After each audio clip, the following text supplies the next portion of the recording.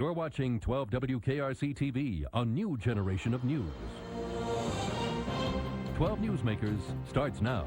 Residents adopted a new system of government, new powers for the mayor, heightened expectations, and above all, Cincinnatians demand results. No more excuses.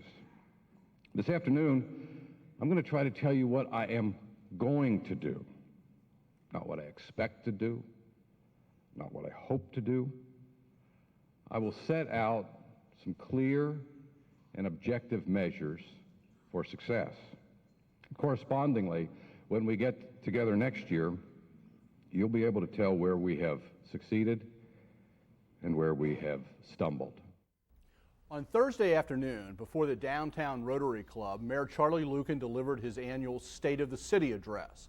Given the enhanced powers and status of the mayor's office, this year's address took on a more important character than the others he's delivered since 1985. Good morning and welcome to Newsmakers. A year ago at this time, the city faced all the same underlying dilemmas that it faces today. But given the events of the past year, the sense of urgency around those and other more immediate issues is certainly heightened. This morning, Mayor Charlie Luken has graciously agreed to spend the entire half hour on Newsmakers, giving us time to explore the issues and agenda he laid out at Thursday's State of the City address, as well as some questions I might have that want to just throw in that you didn't raise yesterday. Welcome back. Thank you, and Happy New Year to you and your Happy viewers. New Year, yeah. Really glad to have you back. Yesterday, you took on a lot of different things, and I got to say, it's not just yesterday, it's ever since Election Day, I feel. You've been much more precise, much more direct about lots of things. Is it true you have a different point of view, and how does that get translated to the rest of the city? Why can we have any confidence that things at City Hall are going to change? Dan, I think right now it's an expectation, but clearly when the voters changed this system, it was about accountability. And I said yesterday, I said at the State of the City address, I said it is about delivering, measuring objectivity, and if we can't do that, then I think the voters and the public is going to be disappointed. At the same time, as I indicated in that soundbite you just saw, people will have objective measures by which to determine that we did not succeed, and that's the part of the speech that frankly is a little scary to somebody like myself, because the politics in Cincinnati for so many years has been about fudging this and finessing that, and I tried to lay out some pretty clear objectives, and as I said. Yeah, and that's what I thought was interesting, though. It went beyond objectives and goals, missions. It went to, we're going to accomplish some things. Let's talk about a few of those. One is the transformation of some of the structure of the city government inside City Hall. You've gotten rid of economic development, you've merged it with neighborhood development, you've created this new department, which is so key to so many things that happens in the city, both downtown and out in the neighborhoods. Peg Myrtle is the new director of that.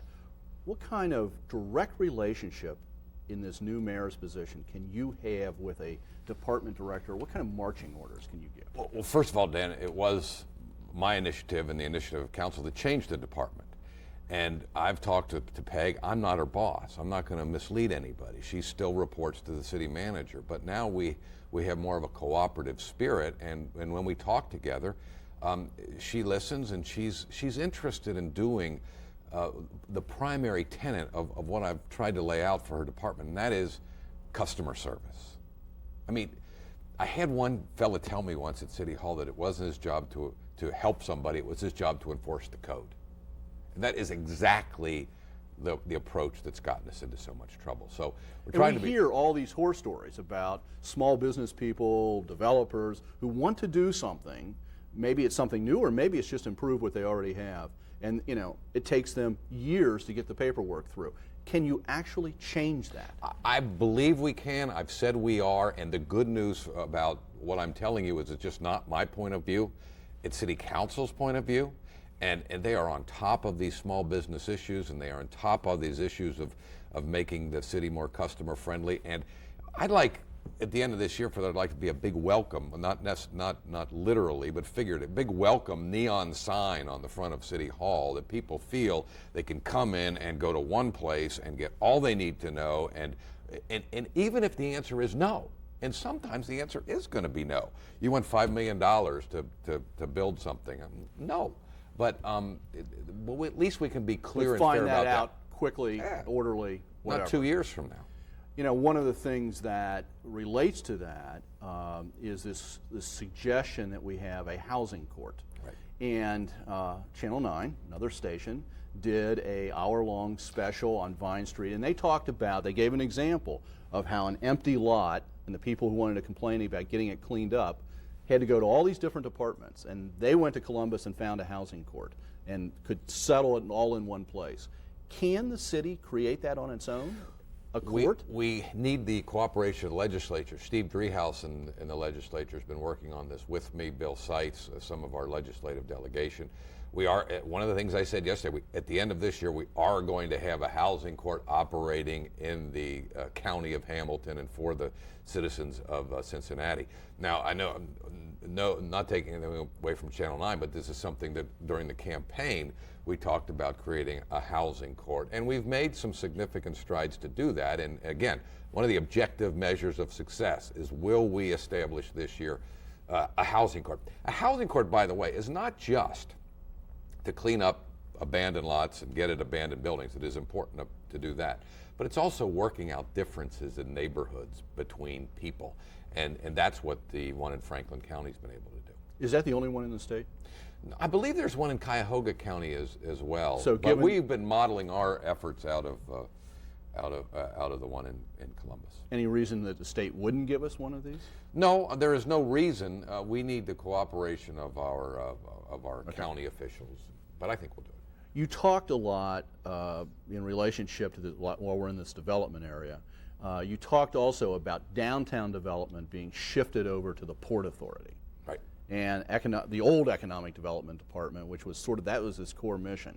Now, the Port Authority is not a city institution. Yeah. It's a super institution, county, city, all sorts of organizations. Why now does a good Democrat who has all the control at City Hall want to see this outside agency do this?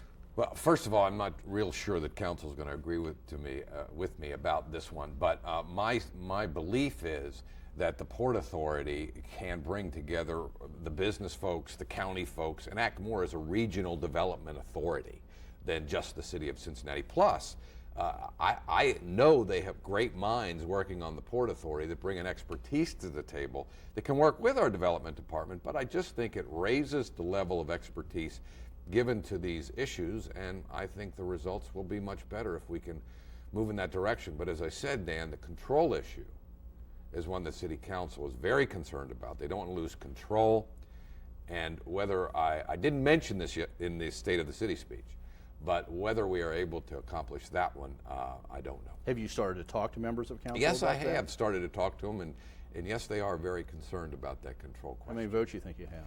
Well, I don't know, but it's not good. I'm not going to dust it off unless I count to 5. All right. One other development thing. You put out a pledge to develop Vine Street, redevelop Vine Street right through the center of Over the Rhine, connecting the downtown and the University of Cincinnati, 2 key areas. But right through the Over the Rhine, try to do something for that neighborhood. I got to tell you, as a historian, the city has been great about projecting plans for Over the Rhine. What can we truly expect in a year, concretely see happen or committed to on that? Let me real quickly give you, though, the theory. It's not just for Over the Rhine. It is for Clifton. It is for downtown. It is for the neighborhood of Over the Rhine, because the spill-off effect of this could be enormous. But here's what you can expect to see. More police on foot or on bike or something like that. A cleaner neighborhood. Some of the abandoned buildings either renovated or under the process of being renovated, really. I mean, look at that, all the number of empty buildings on Vine Street. I would hope we'll have an improved grocery store, and new business, small businesses in over the run. That is, but look, there's no plan here. I do not want another plan.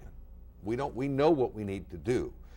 But this is also a great test of this new form of government that we have. Can we bring the partners together to get past the planning stage and accomplish some results? One concrete thing you held out there was a revitalized or new, I'm not quite sure what adjective you used, grocery store for that neighborhood. We all know that that tiny little Kroger store is tiny little and old and has some problems to it. That's a real concrete thing. City's been talking to Kroger for years. Any real hope? Again, my hope. I mean, Kroger's an important corporate citizen we have here in Cincinnati. If we can figure out a way that store to be profitable enough for them, and they can get some civic commitment to do something about it, I view that as a key part. I cannot make the Kroger company do something about that store. I don't really want the store to move.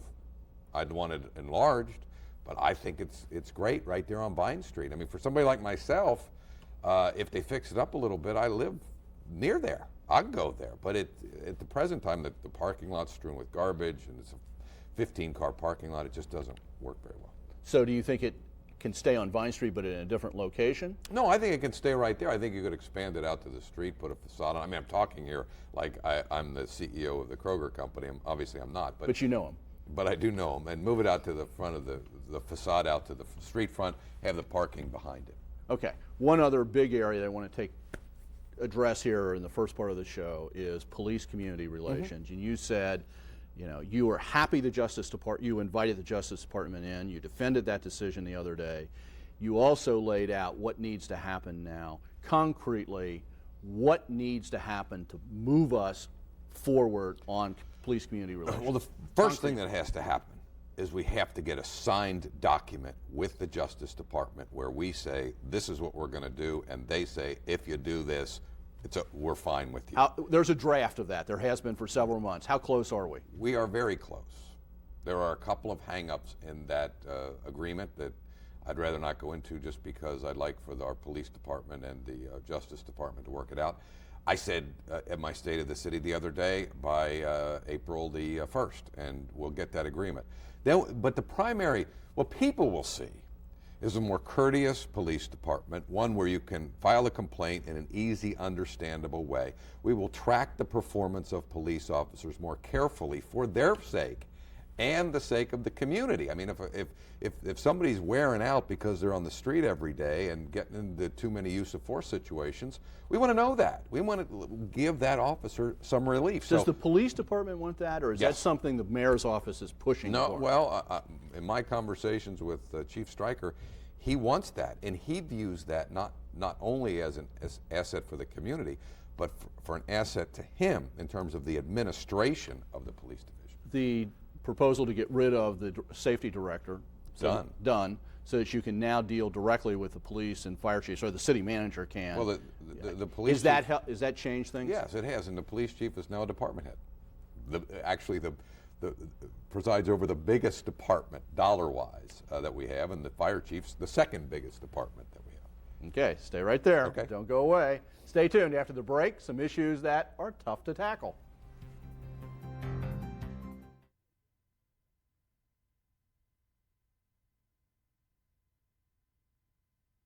And I've told you that we're going to have measurable results for you and things by which you can yardstick our performance.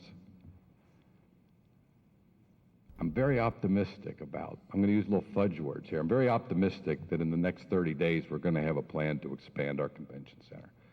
But I will tell you this, it's time to get it done. We're either going to do it or get it off the table. Welcome back. Charlie, before we get to the content there, I thought I saw a little Michael Jordan in you there. A little tongue there going. My jump shot's not too good. What do you know about the convention center? You said 30 days. Why 30 days? What's happening? We are meeting with the business community and the county and having discussions quietly about a plan that would be about a $170 million expansion to Central Avenue a little over Central Avenue. And But not over the expressway. No. Okay. And that's Central. off the table. Okay. But I think we're going to do it, and I believe we're going to have an announcement of it in the next 30 days. Then I'll have to sell it to a majority of council because it will require some action on their part. There is talk of a restaurant tax to help pay for it. That will require some enabling legislation in Columbus. But that's the framework that we have to get it done. But as I said, we're either going to do it in 30 days. I'm done talking about it, and we're going to live with what we have, and we're going to do a 20-25 million rehab of the facility we have, and that's it. 170 million. Was the original proposal about 360? Correct. Okay, so we're scaling back about 200,000. We are scaling back to Central Avenue, not going out over the expressway, which Correct. is very elaborate. Right. Is that, if that happens, if you can pull that off, is that big enough to have an impact on our convention business? Yes, what it does is it gives us the ability to host two at the same time. Now, given the traffic we've had lately, that doesn't seem like an issue, but it could be. It also gives us the ability to host larger conventions. We get up into the 60-70% of conventions we qualify for, as opposed to now being in the 40 range. The numbers are not as dramatic as you do the bigger expansion, but I believe the economic impact is in the $250 million a year range. If you do that, what's the status of Delta's commitment? Well, And what's the status? Didn't the city already make a formal commitment? the city made a commitment contingent on other players making a commitment, and all those commitments have not been satisfied. But the Delta commitment was for the $360 million expansion. When we reduce the expansion, we're probably going to reduce the contribution, the $30 million that we expected to get from Delta. But you think there's still a player? Yes. There's still a player. I do. Okay. Another topic which you didn't bring up on Thursday, but I want to bring up, is where do we stand with the city manager search? Because although the press loves to call you the strong mayor, we got to remember this is still a city manager government. It runs the day-to-day operation. Where are we on that search? And that's a very important point, Dan. I mean, the city manager is still the CEO and the boss of the 6,500 or so people that work for the city. So it's a critically important position, and it's very important that I and the council have a good relationship with the manager. The reports in the paper are relatively correct. We have narrowed the search to 3 or 4 people. I think Tim Reardon has done a great job, and he's right there, although he said he doesn't want it. I've tried to keep him interested in it. So that's one of the 3 or 4. Right, and the papers have reported that the Dayton city manager, Valerie Lemmy, is interested, or I may be interested in her, and that's correct. She's done a good job there, and Tell us a little bit about her. Why are you interested in her?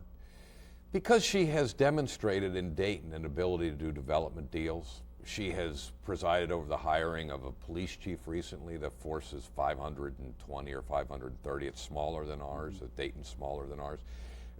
The governor has called me on her behalf. She's got some very high-powered friends in the state and around, and so I just think she brings a great set of credentials to the table. You think she's interested in this job?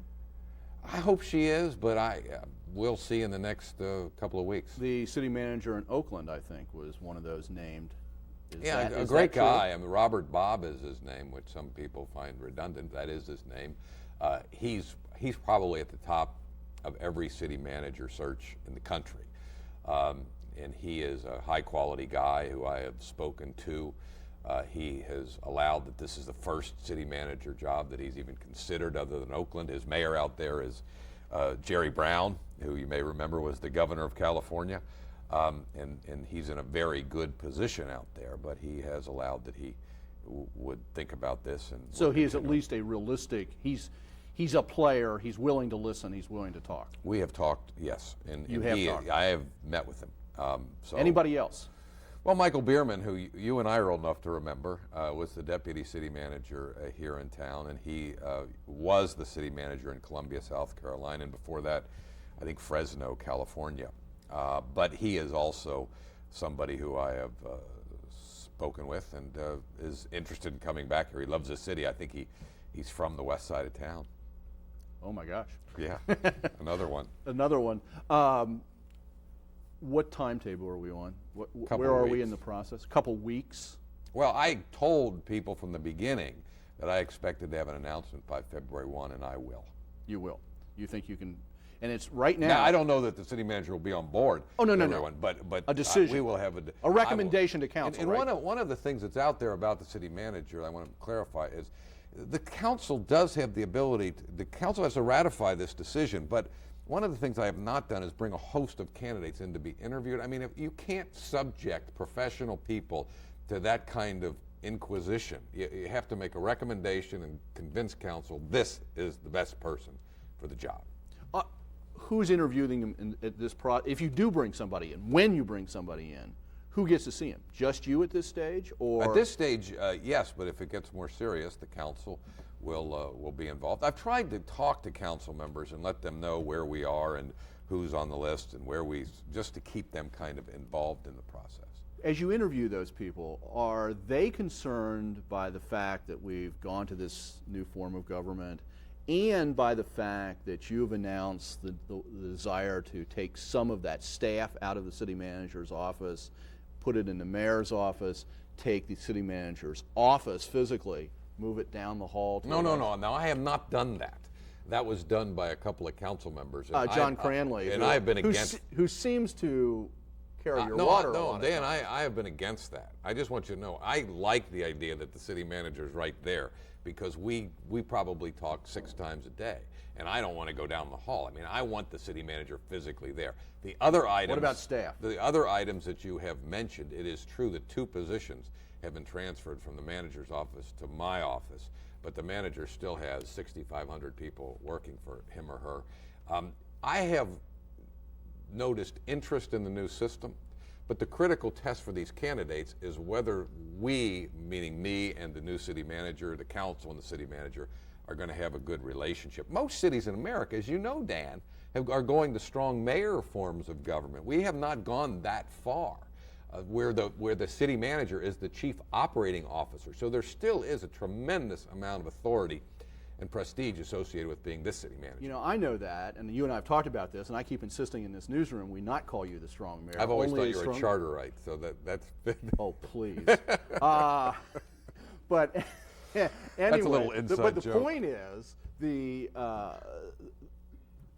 John Shirey was on this show right after he left. He said that he agreed with all of that analysis, that city manager is still very important, but that he said that the press has referred to this new situation as a strong mayor system so often that the reality is it is going to become a strong mayor system.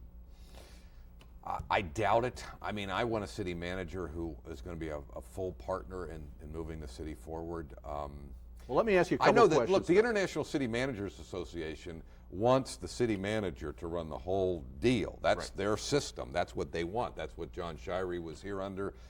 It has changed, but it has not changed as dramatically as Cleveland, Columbus, Indianapolis, Lexington, Louisville, you name it. It hasn't theoretically on paper right. Anyway. The Man of the Year for Time magazine last year was a mayor, Rudolph Giuliani. He was somebody who went in tough, you know. Can you be a Giuliani type of mayor? Do you ever want to be a Giuliani type of mayor? What happened to Rudy Giuliani, I hope never happens to anybody. But I do feel this way about the job. I feel like I've got to tell people what I think's right, what I think's wrong. I feel like I've got to tell people what I know the city can do and where we should go. I don't believe equivocation is going to help. And if you get points for just saying, look, here's what I think, here's what I'm trying to do, you may not agree with me, but let's get moving. That's the kind of mayor I'd like to be. Well, Charlie, thanks for being here this morning. Thanks for being here every time I've ever asked, and good luck, because this is a new system and a lot of things in the next 30 days, it sounds to me like we'll have to talk about. I hope I get to come back. Oh, you will. Thank you. Thank you for making Newsmakers a part of your Sunday morning. We close with the conclusion of Charlie's State of the City speech. Have a good week. Cincinnati is a great city, and we will serve her best by recognizing that as public servants, our time here is limited. It's particularly limited for those of us that are closer to the end of our political career than the beginning. We will serve the public best if we remember the words of Theodore Roosevelt, who said in a speech to the New York Assembly in 1884, "I would rather go out of politics feeling that I had done what is right than to stay in with the approval of all men, knowing in my heart that I had acted as I ought not to."